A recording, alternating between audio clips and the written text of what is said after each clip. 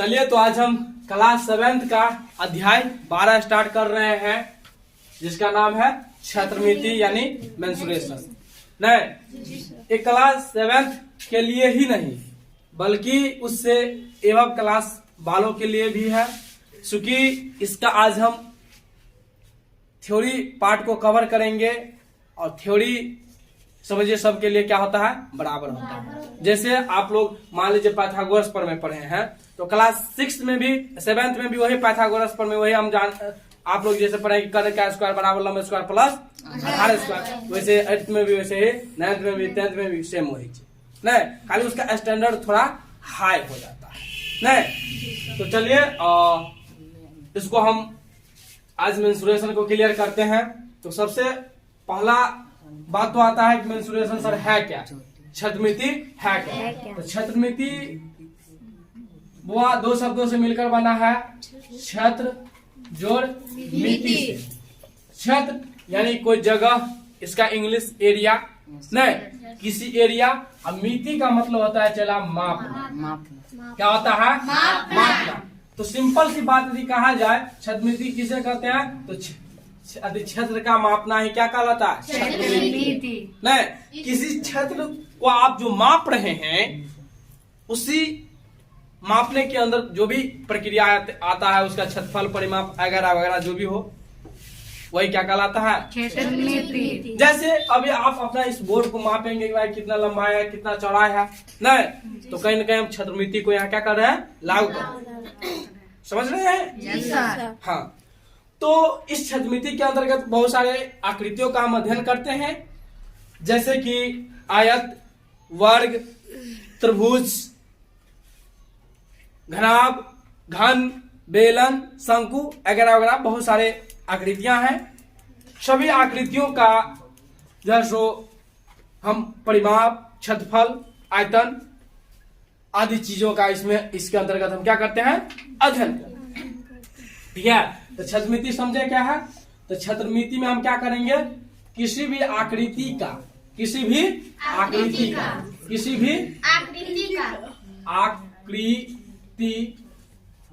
का हम क्या करेंगे, मतलब परिमाप, क्षेत्रफल, आयतन आदि का क्या करेंगे जी, अध्ययन करेंगे। क्या करेंगे, अध्ययन करेंगे। ठीक है, आदि का क्या करेंगे, अध्ययन। नहीं, क्षेत्रमिति शब्द का अर्थ क्या है, तो क्षेत्र का मापना। नहीं, क्षेत्रमिति शब्द का अर्थ क्या है बाबू, क्षेत्र का मापना। नहीं, तो आप समझ पा रहे होंगे कि इस अध्याय के अंतर्गत हम लोग क्या पढ़ेंगे। कई सारे आकृतियां होंगे, उस आकृति के माप के बारे में पढ़ेंगे, यानी कि उसका क्षेत्रफल पढ़ेंगे, परिमाप पढ़ेंगे। नहीं, समझ पा रहे हैं? तो चलिए, तो सबसे पहले बात तो आती है सर, क्षेत्रफल होता क्या है। क्षेत्रफल, किसी भी आकृति का हम क्षेत्रफल जो पढ़ेंगे, एरिया, तो सर एरिया है क्या। नहीं, एरिया किसे कहते हैं, क्या है एरिया।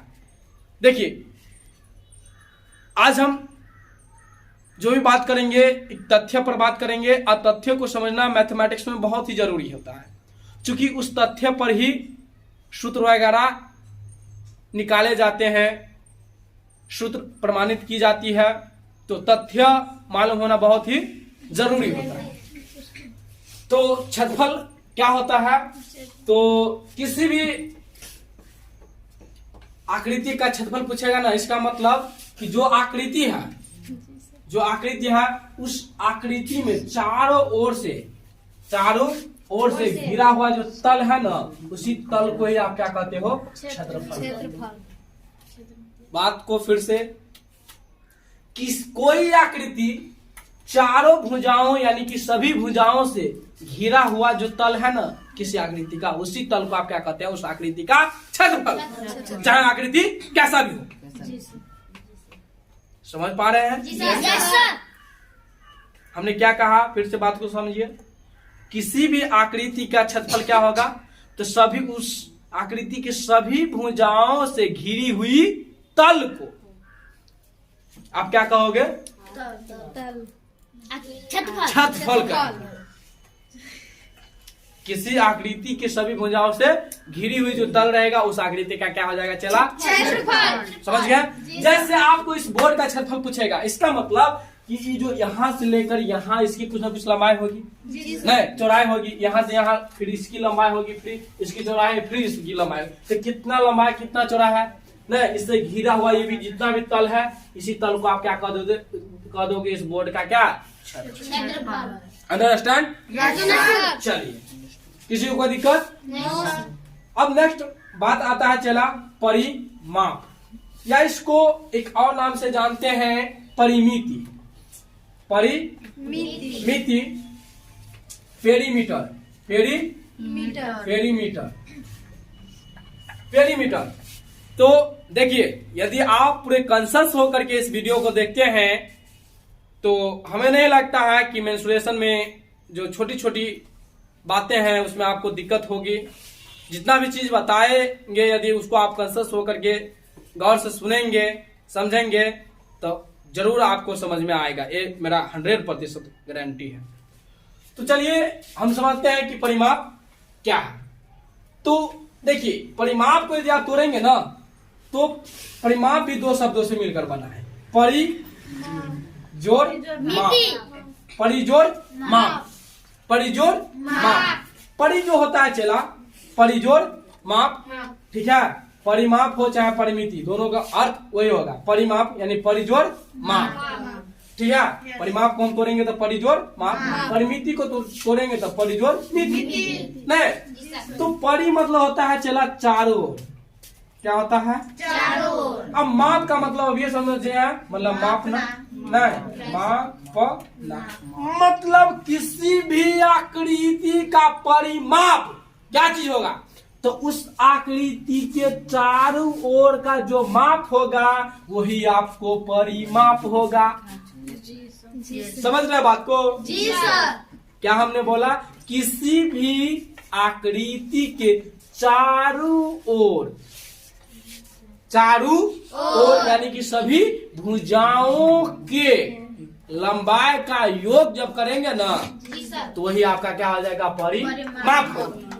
जैसे सिंपल सी बात करेंगे, इस बोर्ड का चला तुम परिमाप बताओ, तो मतलब यहाँ से लेकर यहाँ इसकी चौड़ाई देखो, फिर यहाँ से यहाँ लंबा देखो कितना, फिर यहाँ से यहाँ देखो कितना चौड़ा, फिर यहाँ से यहाँ कितना लंबा, सभी को जोड़ दोगे ना तो यह इस बोर्ड का क्या आ जाएगा? परिमाप आ जाएगा, परिमाप आ जाएगा।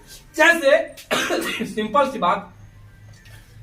सी बात एक हम एक कैसा भी आकृति हो उससे मतलब नहीं है, कैसा भी आकृति हो उससे मतलब नहीं है।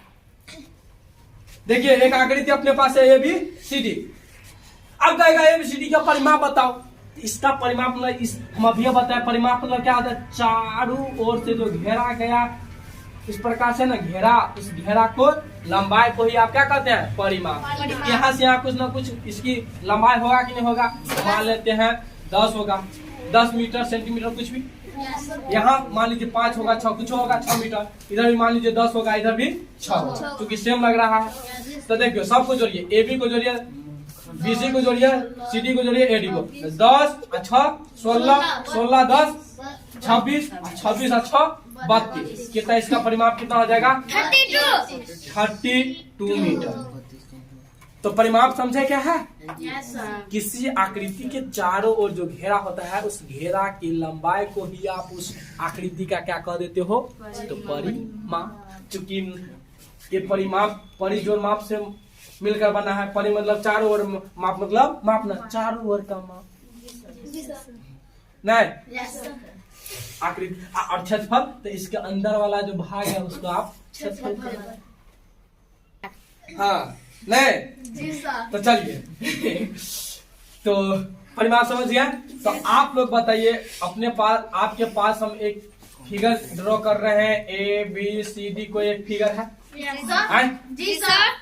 इसमें इसकी लंबाई 5 मीटर, इसकी लंबाई 2 मीटर, इसकी लंबाई 4 मीटर और इसकी लंबाई 3 मीटर। तो इस आकृति का परिमाप बताती है कितना?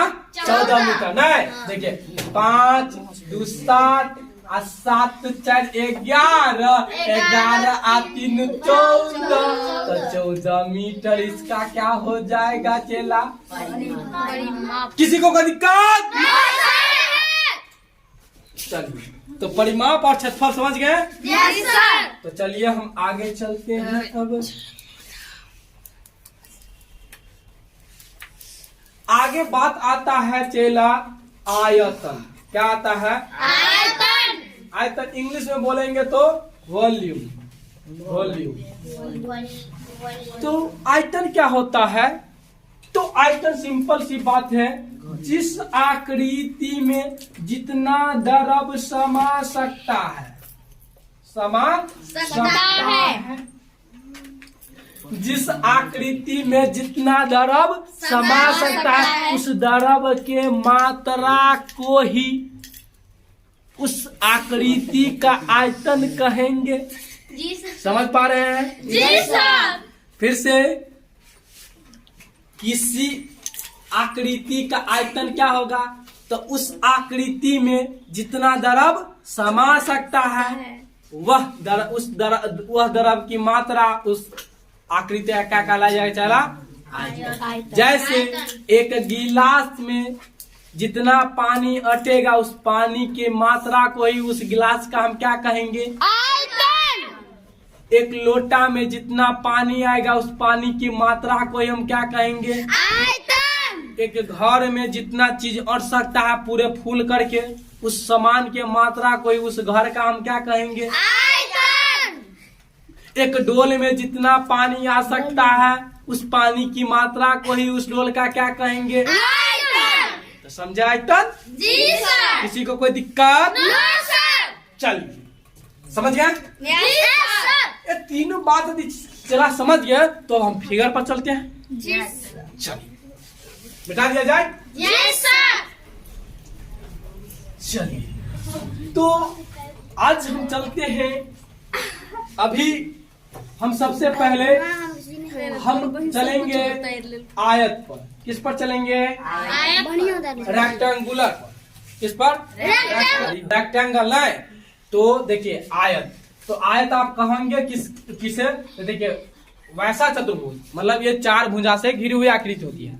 आयत 4 भुजाओं से घिरी हुई आकृति होती है। तो 4 भुजाओं कैसा भी भुजा रहेगा तो नहीं, इसके लिए इसका नियम है, शर्त है, गुण है इसका, कि 2 गो आमने सामने की भुजा क्या रहेगा? बराबर। आमने सामने की भुजा क्या रहेगा चला? बराबर रहेगा। और प्रत्येक कोण 90 डिग्री का रहेगा। प्रत्येक कोण 90 डिग्री का रहेगा।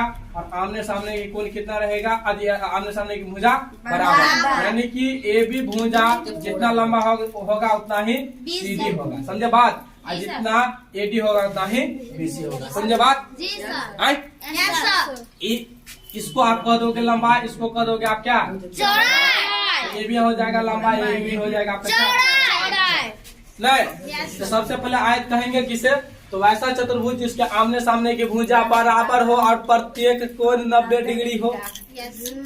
लिख लेंगे जी सर। वैसा चतुर्भुज, चतुर्भुज मतलब 4 भुजा से घिरी हुई आकृति, जिसके आमने सामने की भुजा बराबर हो और प्रत्येक कोण कितना डिग्री हो? तो 90 डिग्री हो। समझ पा रहे हैं? Yes sir. चलिए लिख लेंगे। आप लोग परिभाषा स्वतः स्वयं लिख लीजिएगा। अब बताइए इसके चारों कोणों का योग कितना होगा? तो 360। चारों कोणों का योग 9 चौक 36। किसी भी चतुर्भुज के चारों कोणों का योग 360 डिग्री। चलिए, अच्छा इसमें इस कोना से इस कोना को मिला देंगे तो AC इसका क्या हो जाएगा? विकर्ण। फिर यहाँ से यहाँ मिला देंगे, क्या हो जाएगा? इसका विकर्ण। समझे बात? तो सबसे पहले इसका क्षेत्रफल लिखिए। किसका क्षेत्रफल? आयत का क्षेत्रफल। तो आयत का क्षेत्रफल हम अभी बोले हैं कि क्षेत्रफल क्या होता है? तो उसकी जो भुजा है ना, उस भुजा से घिरी हुई तल नहीं, तो ये भुजा लंबाई है और ये भुजा चौड़ाई। जितना लंबा और चौड़ा होगा उसको गुना कर दो, जिसका क्या आ जाएगा? क्षेत्रफल। इसका क्षेत्रफल, आयत का क्षेत्रफल हो जाएगा लंबाई गुने चौड़ाई। सिंपल सी बात। आयत का परिमाप पहला सूत्र हो गया। ये दूसरा सूत्र आयत का परिमाप। आयत का परिमाप हम क्या बोले हैं? सभी भुजाओं का योग। तो सभी भुजा को जोड़ो, मतलब AB को जोड़ो, BC को CD। तो AB कितना है? AB का मान अभी कितना? लंबाई ना है, तो AB लंबाई। BC कितना है? चौड़ाई, चौड़ाई, फिर CD कितना है लंबाई, और फिर AD कितना है चौड़ाई। अब देखो एगो लंबाई तो क्या गो लंबाई, दो गो लंबाई, फिर एगो चौड़ाई क्या गो चौड़ाई, दो गो चौड़ाई। तो दोनों में क्या लेंगे, दो कॉमन आ रहा है कि नहीं आ रहा है, तो दो कॉमन ले लेंगे तो क्या बच जाएगा लंबाई प्लस चौड़ाई। तो इसका सूत्र अपने पास आ गया कि परिमाप बराबर आयत का परिमाप क्या होता है, 2 इंटू लंबाई जोड़ चौड़ाई, 2 इंटू लंबाई प्लस। चौड़ाई, इसका तीसरा विकर्ण देखिए, क्या विकर्ण, विकर्ण। अच्छा, यहाँ से दो सूत्र आप निकाल सकते हैं और कि नहीं, कि लंबाई बराबर तो छतफल को इधर भेज देंगे, अरे सॉरी चौड़ाई को इधर भेज देंगे तो छतफल बट्टे क्या हो जाएगा चौड़ाई, चूंकि भाग गुना वाला ऐसे रहेगा तो भाग हो जाएगा।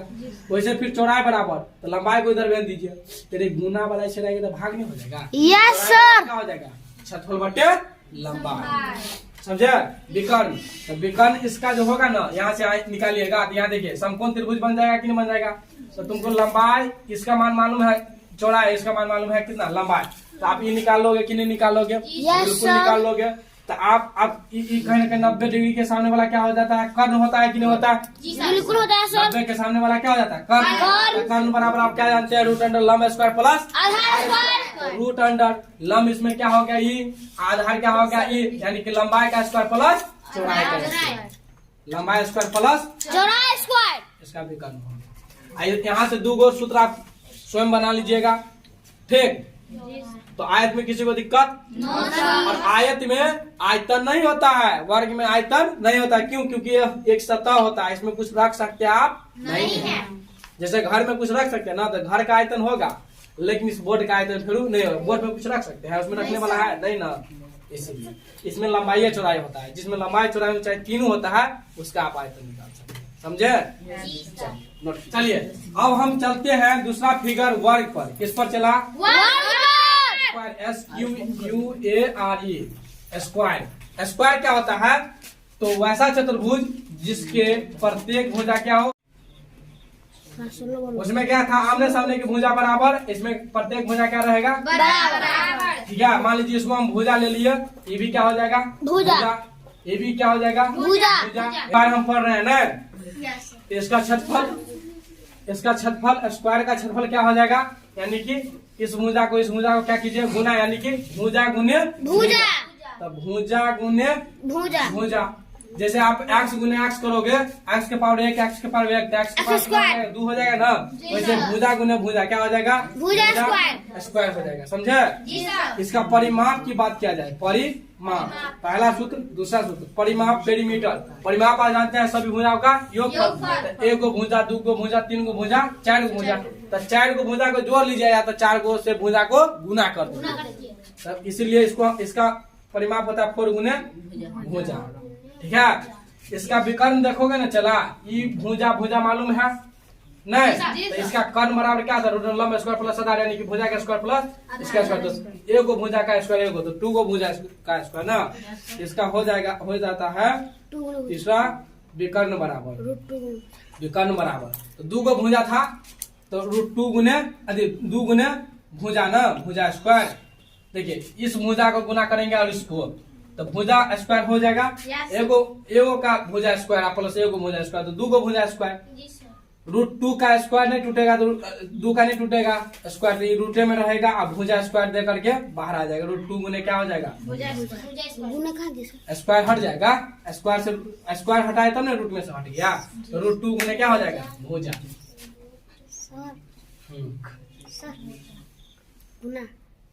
रूट 2 गुने भुजा, यहाँ कुछ नहीं तो गुना ही तो है, इसका विकर्ण हो गया बस।